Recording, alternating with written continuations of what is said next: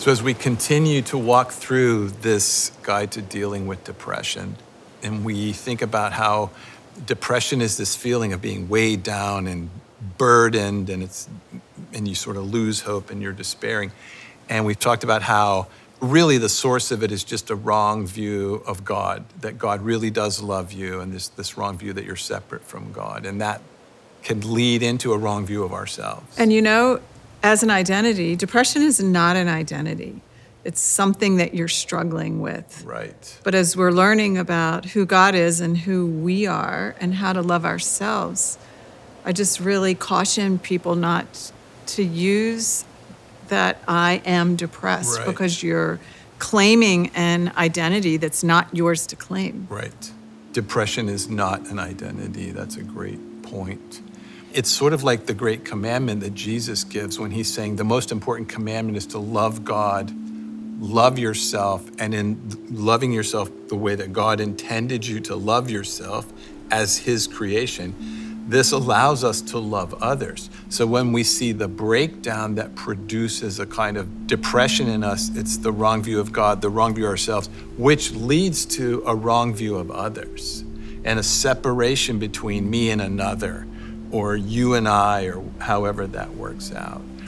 And so we know that the scriptures challenge us to love all people, specifically our enemy. There's the idea that if you call a person your enemy, then immediately the scripture comes in, well, then you need to love that person. Yeah. So the more I might say I need to separate, the scripture's deeper in to say, no, you need to love that person. And this separation between me and the other, my neighbor, my spouse, creates a sense of discouragement and despair in us. Yeah, and we're not downplaying real trauma that people have experienced at the hand of another person. And we're not denying that at all. We know that there's deep hurt in the world, and some of you are really experiencing that. But if we don't learn to love God and receive the love of God so that we can love ourselves as he loves us, we're not going to be able to love others when we're focused on the hurt and the pain. As long as we're focused on the hurt and the pain, then we are actually more attached to that hurt and that pain. Right. We're actually getting identity from the trauma. Right. Which makes us downcast and depressed. People who hurt other people are hurt themselves. And if I'm the object of that hurt from another person, then I'm connected to them if I refuse to deal with it. And so I don't want to be connected to somebody else's toxic behavior. What's the remedy for that? Well, there's a lot, and we're going to go through it through the course of this series. But the first remedy is to ask God to help us see other people, our enemy, the way he sees them. Right. Just like learning to view God correctly, learning to view ourselves correctly, we need a process that we can engage in, to exercise in about the other, so that we can have a healthy perspective on others. Yeah, so let's practice some listening.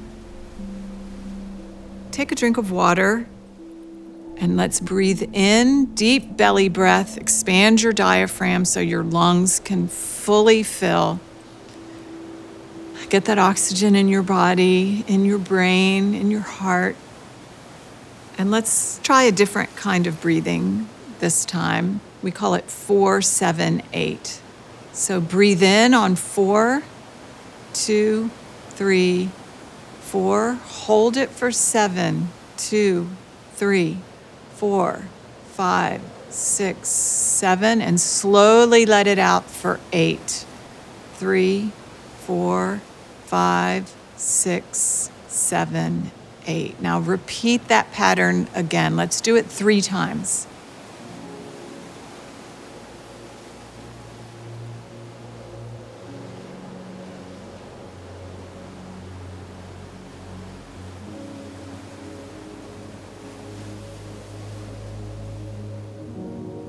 Remember, Yah means to inhale Hue means to exhale.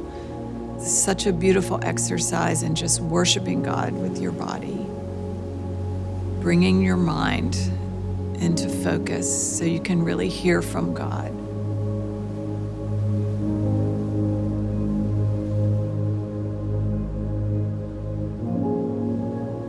Let's start by asking God this question. God, will you show me who in my life is it that's difficult to love?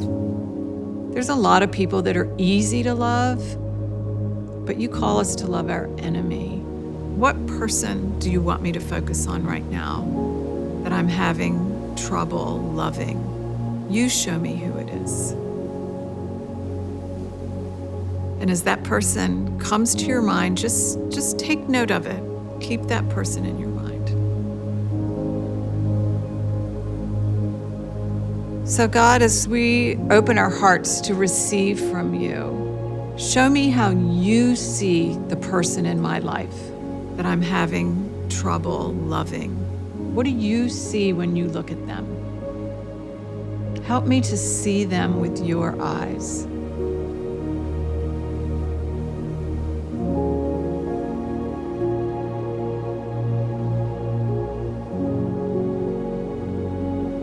Now ask God, what am I believing that keeps me separate from that person? What am I believing that keeps me separated from that person?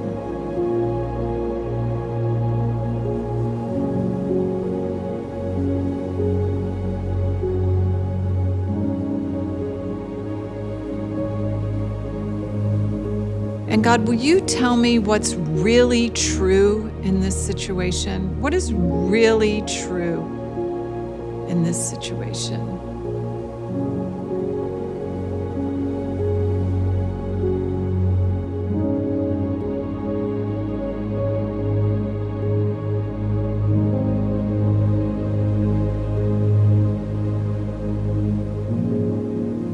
I really encourage you to write down what you sense. There's no right or wrong answer.